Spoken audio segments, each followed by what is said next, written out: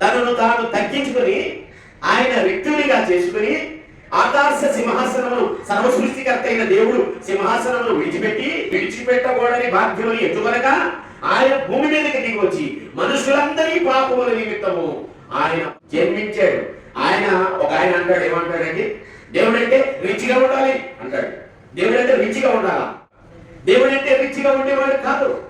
ఏ సమస్యలో ఎవరైతే ఉన్నారో ఆ సమస్యలను సరిచేసేవాడే ఉండాలి. ఎవరిని మెచ్చుకుంటాం మనం చెప్పండి? ఒక రాజుగారు ఏమండి ఇంటికి వస్తున్నప్పుడంట ఒక పేదవాడిని గుర్తించి ఆయన ఇంటికి వచ్చేటప్పుడంట ఆయన ఇల్లు పూరి గుడిచిలో ఉందంట. పూరి గుడిచే ఆయన ఇల్లు. ఆ పూరి గుడిచి దగ్గరికి మంత్రి గారు రావాలంటే ఏం చేయాలి? ఒక రోడ్డు వేసేసారట. ఆ ఇల్లును మంచి ఇల్లుగా చేశారట. ఒంగుని కింద దూరి ఆ పూరి గుడిచిలో ఎక్కడోతారు రాజుగారు. అందుకే ఆయన శుభ్రం చేసి జీవితాలను కట్టి వచ్చాడు ఈ భూమి మీద ఉన్న రాజే.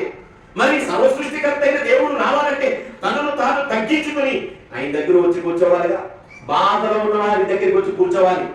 పశువుల తొట్టిలో జన్మించాడు. ఆయన మన కొరకు తగ్గించుకుని ఉన్నాడు. ఆయన ధనవంతుడై ఉండి బలహీనుడుగా తలహీనుడుగా పేదవాడిగా జన్మించాడు. ఒక నీతిమంతురాలు ఏమీ లేక పరిశుద్ధ బ్రతుకుతున్న నీతిమంతురాలి గర్భములో జన్మించడానికి యేసుక్రీస్తు వారు వచ్చారు. దేవునికి స్తోత్రం. మనం ఏం చేస్తామంటే మనకి ఇష్టమైన వాటితో సరిదూగడానికి ఇష్టపడతాం. ఇష్టమైన వారు స్నేహం చేయడానికి ఇష్టపడతాం. మనకు సరిదూగగా స్నేహం చేయాలంటే ఏమంటారు?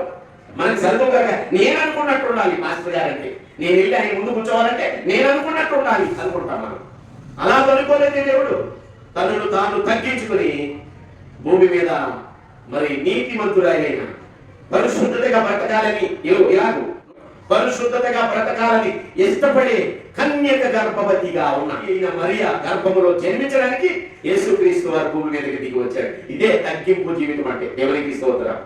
ఆయన పుట్టుక తగ్గింపు జీవితం గురించి తెలియపరుస్తుంది. ఆయన జనన మరణ పునరుత్థానములను గురించి, మనిషి యొక్క రక్షణను గురించి, మార్గమును సరిచేసి పాపములు ఉన్న ప్రతి వారిని రక్షించడానికి, వారిని శిక్షించకుండా శిక్ష నుంచి తప్పించడానికి యేసుక్రీస్తు వారు భూమి మీదకి వచ్చాడు. దేవునికి స్తోత్రం. శిక్షించేవారైతే అందరినీ శిక్షించేవాడు. శిక్షించలేదైనా ఆయన ప్రతి వారిని క్షమించి వారి పాపములను క్షమించి వారిని శిక్ష నుంచి తప్పించడానికి యేసుక్రీస్తు వారు భూమి మీదకి వచ్చారు.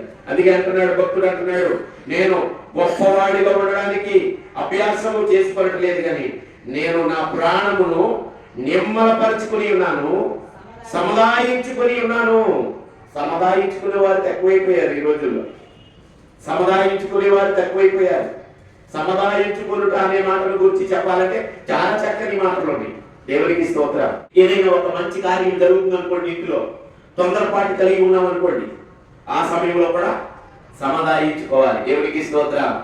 సముదాయించుకోవటం అంటే ఏదైనా ఒక సమస్య ఏర్పడినప్పుడు మనుషులు కాబట్టి తొందరపడతాం. ఆ తర్వాత ఒకరి ఎడల ఒకరు క్షమా హృదయం కలిగి ప్రేమ కలిగి ఉండాలి. దేవునికి స్తోత్రం. ఇది తెలుసుకున్న ప్రతి వారు మాతో ఏం చెప్తున్నారంటే మేము కూడా అలా ఉండడానికే ఇష్టపడుతున్నాము అని తెలియపరుస్తున్నారు. దేవునికి స్తోత్రం. నేర్చుకోవాలి. మనుషులు మన సత్క్రియలను చూచి పరలోకమందున్న మన తండ్రిని మహిమపరచడానికి వారు కూడా దేవుని ఎదుట దేవునిని మహిమపరచాలి. దేవునికి స్తోత్రం. ఈ మాట చెప్పగలగండి. ఆయన అంటున్నాడు, చనుపాలు విడిచిన పిల్ల తన తల్లి యొద్దను ఉన్నట్లు, చనుపాలు విడిచిన పిల్ల ఉన్నట్లు నా ప్రాణము నీ యొద్దనున్నది. చంటి పిల్లలు, పాలు విడిచిన పిల్లలు ఎలా ఉంటారండి? ఎలా ఉంటారు? కొట్టినా కూడా ఎవరు వచ్చి తండ్రి ఒళ్ళో తల్లి ఒళ్ళో కూర్చోవడానికి ఇష్టపడతారు కదా. ఎందుకని? వారిలో కపటం ఉండదు, వారిలో కోపం ఉండదు, వారిలో అసూయ ఉండదు. చంటి పిల్లలు. అందుకే యేసుక్రీస్తు వారు ఏమన్నారు తెలుసా? చంటి పిల్లలను అభ్యంతరపరచవద్దు అన్నాడు. ఏమన్నాడు? ఈ చిన్న పిల్లవాడిని అభ్యంతరపరచబడితే ఎవరైనా ఇట్టి మనసు కలిగి ఉన్నట్లయితే, ఎంత లోతైన మాట చూసారు. చిన్న పిల్లవాడిని మనసు కలిగి ఉండాలంట. క్రైస్తవుడిలో చిన్న పిల్లవాడిని మనసు కలిగి ఉండాలి. శ్రమలైనా, ఇరుకులైనా, ఇబ్బందులైనా, మనం పాట పాడే కదా, స్వాతంత్రులైనా, అవమానపరిచిన, నిందలు పెట్టిన, వ్యాధులు పెట్టిన, వెలివేసిన, మనల్ని దూరపరిచిన, తృణీకరించినా కూడా, జనులందరూ మిమ్మల్ని అబద్ధముగా చెప్పుకున్న, తృణీకరింపబడిన, అబద్ధముగా చెడ్డ మాటలు పలికినా కూడా దేవుని పిల్లలు కావాలి. తల్లిదండ్రులను కొట్టినా కూడా చిన్నపిల్లలు వచ్చి మళ్ళా తల్లిదండ్రుల్ని ఇష్టపడతారుగా, వాళ్ళ దగ్గరే కూర్చుంటారు. అటువంటి మంచి గుణ లక్షణాలు ఉండాలని దేవుడు కోరుకుంటున్నాడు. దేవునికి స్తోత్రం. అందుకే ఆయన ఏమన్నారు తెలుసా? కలువరి శిలువలో కూడా, తండ్రి మీరేమి చేయుచున్నారో మీరు ఎరుగరు కనుక వీరిని క్షమించి, ఎరుగరు అనే మాట కూడా ఒక మాట ఉంటుంది. ఏమి ఎరగలేకపోతున్నాం మనం ఏం చేస్తున్నామో మనకి తెలియట్లా, మనం ఎవరిని ఎలా ప్రేమిస్తున్నామో మనకే తెలియట్లా, మనకి ఎవరిని ఎలాగూ సరి తూచుచున్నామో మనకు తెలియట్లా. తోచాల్సిన అవసరం మనకు లేదండి. క్రైస్తవ పిల్లలకి అసలు లేదు. ఏం చేయాలో తెలుసా? ప్రేమించటమే. అంతే. దేవునికి స్తోత్రం. ఇది మొదలుకొని నిత్యము యెహోవా మీదనే ఆశ పెట్టుకొనుము. ఇది మొదలుకొని నీకు బాధలుండవు, నీకు సమస్యలుండవు, నీకు వేదన ఉండదు, దుఃఖం ఉండదు. ఎప్పుడో తెలుసా పాస్టర్ గారు దుఃఖం ఉండదు అన్నాడు, వేదన ఉండదు అన్నాడు. మరి ఎట్లా అంటే, నీవెప్పుడైతే దేవుని సన్నిధిలో చంటి పిల్లవాని మనసు కలిగి ఉంటావో, మంచి హృదయం కలిగి ఉంటావో, అసూయ లేకుండా, కపటం లేకుండా, మంచి ఉద్దేశం కలిగి ఉంటావో, ప్రేమ కలిగి ఉంటావో, ఎవరైనా మన పక్కన వారు అభివృద్ధి అయిపోయి కొత్త బట్టలు కొనేసుకున్నారు, వాడు మనకన్నా ముందు స్టార్ పెట్టేశారు కదా. ఏమండి, వాడు మనకన్నా ముందు స్టార్ పెట్టేశారు. వాళ్ళు మనకన్నా ముందు ఇంటికి కలర్లు వేసేసుకున్నారు, సున్నాలు వేసేసుకున్నారు, మంచి మంచి పెయింట్లు వేసేసుకున్నారు, మనకన్నా ముందు బట్టలు కొనేసుకున్నారు. వాళ్ళు మనం మునికోలేకపోయిపోకూడదండి. ఇది కూడా క్రైస్తవ పిల్లలకు తగదు. మనం చేసే పని ఏంటంటే, మన స్థితి ఇది, వారి స్థితి అది. దేవునికి స్తోత్రం. చాలా లోతైన మాటలు సైకాలజీగా మనం నేర్చుకోవాల్సిన విషయం ఏంటంటే, బైబిల్ గ్రంథము, పరిశుద్ధ గ్రంథము సైకాలజీకి మించిన సైకాలజీ ఇందులో ఉంటుంది. జ్ఞానముకు, ఈ లోక జ్ఞానములకు మించిన జ్ఞానము ఈ పరిశుద్ధ గ్రంథంలో ఉంటుంది. దేవుని వాక్యమును ధ్యానించి పఠించి ఆచరణలో పెట్టాలంట. ఆచరణలో పెట్టాలి. దేవునికి స్తోత్రం. మంచి మనసు కలిగి ఉంటాం. ఈ వారము ధ్యానాంశమైన మాట ఏంటంటే, ఇది మొదలుకొని నేను మంచి మనసు కలిగి ఉంటాను. అది కావాలి, ఇది కావాలని తొందరపడి కోరుకోను. ఏదైనా దొరకకపోతే కుటుంబాన్ని గర్విలు చేయను. ఏదైనా పరిచయం లేదనుకోండి, కుటుంబంలో అల్లర్లు, గొడవలు, సముదాయించుకోరండి. సముదాయించుకోరు. ఏమంటున్నారు ఇక్కడ? 131 కీర్తన 2వ వచనంలో, నేను ప్రాణమును నిమ్మళపరుచుకుని ఉన్నాను, సముదాయించుకొని ఉన్నాను అంటున్నాడు. ఎవరు సముదాయించుకొని ఉన్నారు? ఇక బైబిల్ గ్రంథంలో ఒక ఆయన సముదాయించుకున్నాడు. ఆ మాటలన్నీ బైబిల్ గ్రంథంలో రాయబడి ఉంటాయి. ప్రియ సంగమా, దేవుని పిల్లలారా, ఆలోచన చేద్దాం. యేసేపు ప్రధానం చేయబడి, మత్తయి సువార్త 1వ అధ్యాయం 18వ వచనం చదువుదాం. యేసుక్రీస్తు జనన విధానం ఎట్లనగా, ఆయన తల్లి అయిన మరియా యేసేపునకు ప్రధానము చేయబడిన తర్వాత వారి ఏకము కాకమునుపే ఆమె పరిశుద్ధాత్మ వలన గర్భవతిగా ఉండెను. దేవునికి స్తోత్రం. ఏం జరిగింది? ప్రధానము చేయబడింది.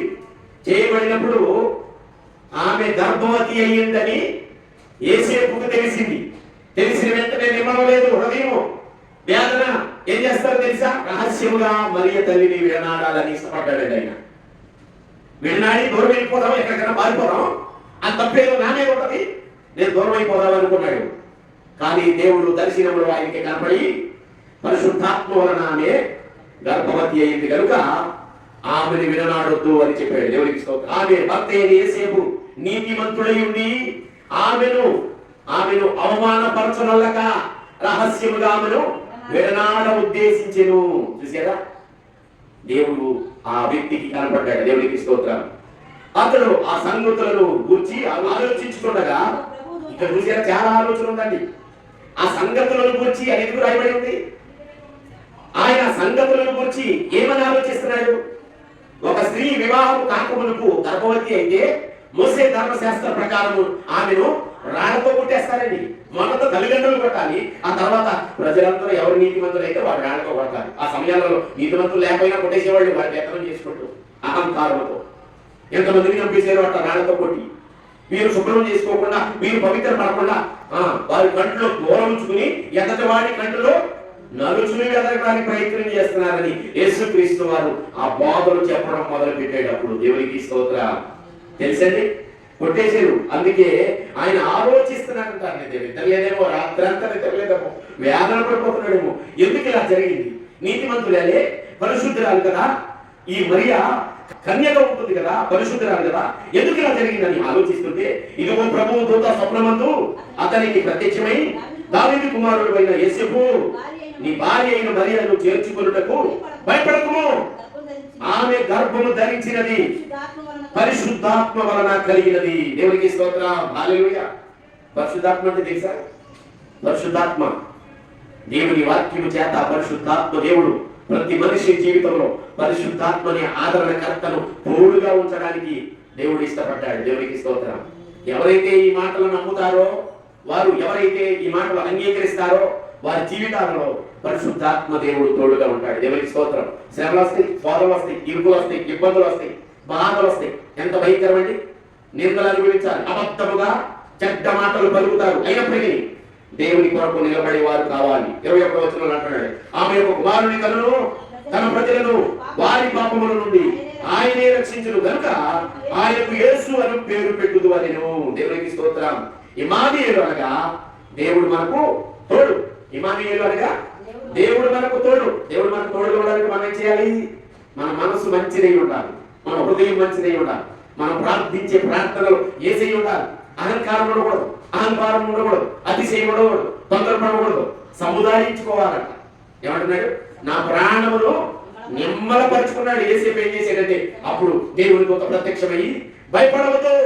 దేవుడు కూడా మా దగ్గరికి చెప్పారు, భయపడవద్దు, శ్రమలు పెడతారు, సిగ్గులు పెడతారు, స్వాతంత్రం పెడతారు, భయపడవద్దు అని చెప్పాడు దేవుడు. దేవునికి స్తోత్రం.